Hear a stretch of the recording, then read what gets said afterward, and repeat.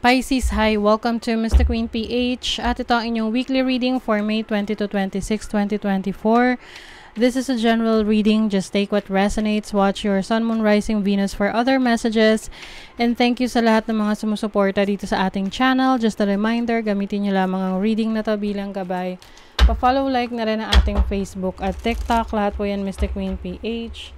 Like, share, subscribe, turn on post notifications para lagi kayong updated sa ating mga readings. And if you're interested in private readings, meron tayong 3rd anniversary promo, 25% discount sa tarot reading services, extended hanggang May 31, 2024.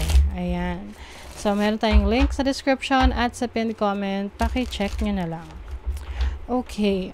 Let's see, Pisces, what's up with you? Weekly energies. Your overall energy for this week is the 6 of Wands. Winner. Ayan. Panalo kayo ngayong week na to. Maaring meron kayong, kung meron kayong mga sinasalihang contest, o kahit yung mga sa online contest, ayan, pwedeng kayong manalo. This is about success. Maaring you will be center of attention this week. If you are a social media influencer, content creator, mas dadami yung mag-gain mo na subscribers, views. So, marami ring admirers. Ayan. You will also be recognized sa iyong efforts, sa career, sa business mo. Your challenge is the Hanged Man. Okay, maaring meron kang mga ideas ngayon na hindi mo magawa-gawa. Lagi lang nasa isip mo na what if gawin ko to, what if, puro what if, but you are not taking action.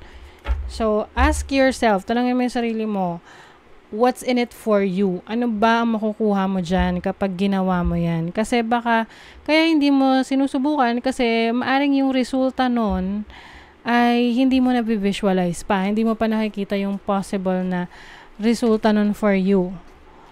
Oo. So, syempre, kung nakikita mo na ito ay magiging resulta for me, then definitely gagawin mo yon, 'di ba? Kung maganda yung resulta.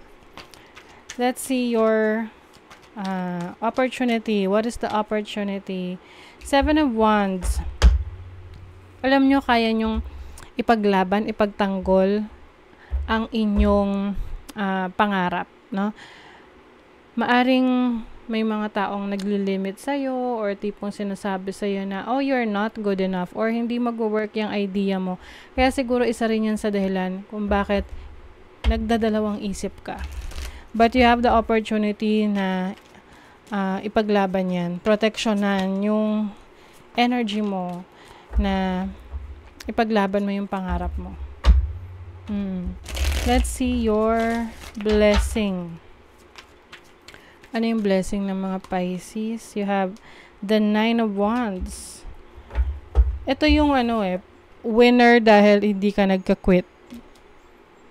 Tingnan mo, wala na yung mga kalaban mo rito. Tingnan nyo kanina. 'Di ba? Ayan laban. Pero talagang hindi ka sumuko, no? Pinaglaban mo. O ngayon, wala na sila. You are the last person standing. 'Di ba? So, that is your blessing. Kapag talagang ipinurso mo, inilaban mo, ineffortan mo, yung resulta nun will be favorable, pabor sa'yo. Okay? What is the 6 of Wands? The Queen of Swords. So, energy to ng air sign, Gemini, Libra, Aquarius. I think ngayon, you are also setting boundaries na yes, you are recognized, nare-recognize mo yung mga taong mga nagiging malapit sa'yo or yung mga taong nakaka-appreciate sa'yo, but at the same time, alam mo rin kung sino yung mga taong totoo sa'yo. And I think pagdating sa decision making, you know better, no? Mas marami ka ng mga natutunan in the past na alam mong will just alam mo na yung mga natutunan mo in the past kung saan ka mas mapapabuti, saan yung hindi. At strategic ka rin ngayon sa mga actions mo. Maingat na maingat ka. What is the Hanged Man? The Ten of Cups. Pwede kasing yung mga ideas mo or yung mga plano mo sa buhay, yung mismong family mo ang against, no? Yung tipong hindi sila pabor sa mga gusto mong gawin, or kung hindi man sila pabor, hindi ka nila sinusuportahan, yung tipong bahala ka sa buhay mo. Parang ganon. Oo. So, pag ganito, you still have yourself, no? Yung sarili mo para supportahan yung gusto mo. So, just focus on what you really want and do something about it. Kahit na minsan kailangan mong maging mag-isa para isa katuparan yun. What is the Seven of Wands? The Four of Pentacles. This is financial stability. I think you have the opportunity ngayon na alam mo yung tipong, yung iba kasi, iniisip lagi yung kapakanan ng iba. Okay? To the point na yung sarili nila, hindi na nila naiisip. Masyadong ang tawag doon, selfless. Oo. So this time, you have the opportunity to focus on yourself. Kasi pwedeng sa kakasuporta mo sa ibang tao, mas napag-iiwanan ka na nila. No? Dahil parang sila yung kumukuha ng energy mo. Tapos ikaw naman, willingly binibigay mo. So, wala nang natitira sa'yo. So, it's time for you to focus on yourself, set boundaries, take care of yourself. Huwag mo hayaan na i-take advantage ka ng ibang tao. Kasi eventually, makikita mo yung resulta nito, yung magandang epekto nito sa'yo. Okay? Your blessing. 5 of Wands. Maaring meron kang mapagtatagumpayan na competition or challenge. Ngayong week na to, alam mo yung parang pinagtutulungan ka, no? So, if there are some people that are against you, huwag kang mag-alala. Kayang-kaya mo silang malabanan, no? Kayang-kaya mo yung mapataob on your own. Let's see your money, career, finances. So, you are so skilled. Mag-invest ka rin daw sa skills mo. Kung alam mo na meron kang talento dyan, abilidad dyan, hindi natatapos ang pag-aaral, no? Nag-i-evolve naman kasi yung technology, yung information, yung knowledge. So, it is your responsibility na i-update mo yung sarili mo. Na dapat mag-aral ka, magdadagdag ka ng bagong skills, abilities, or knowledge dyan sa area of expertise mo. 'Di ba? Example, mekaniko ka. So, kung magaling ka ng mekaniko noong 2020, pero wala kang idinadagdag na bagong kaalaman hanggang ngayon, 2024 na. So, maaring hindi na updated yung knowledge mo. Although, andun pa rin yung basic, pero merong mga bagay na dapat maging updated ka sa mga bagong pyesa, sa mga bagong tools na kailangan mong gamitin, 'di ba? So, it is your responsibility para hindi ka mapag-iwanan.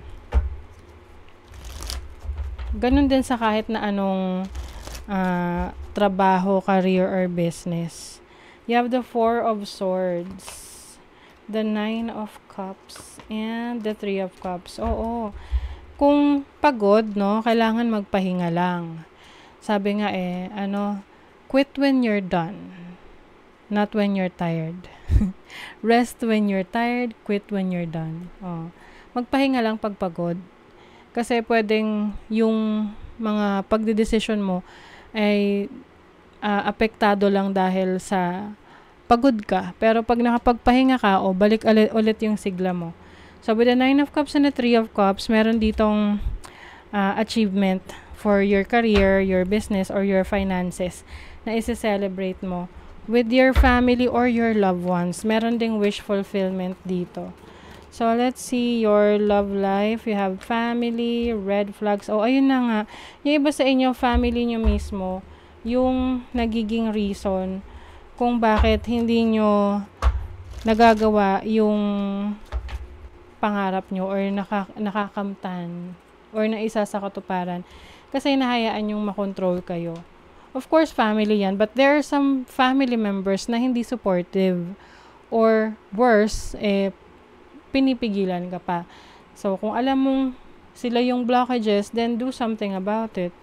Ayan, Seven of Swords. Merong family member or kamag-anak or sino man dito na malapit sa'yo na secretly ayaw kang maging successful. Now, it's time to make your own path, sarili mong desisyon. At, magsimula ka muli. Cancer, Gemini, and Queen Conch's complexity. So, Cancer energy is about nurturing yourself, nurturing the people you love, by being more connected sa kanila. So, communication is very important para mas mapalago mo yung connections mo with other people. Maari lang merong mga complicated situation na sa ngayon wala ka pang magagawa, no?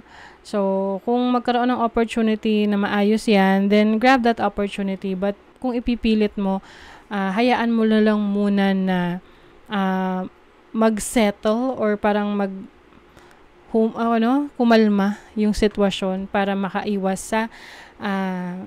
sa conflict, no? Kalmahan mo muna daw, okay? So, that is your reading, Pisces. Thank you so much. Bye!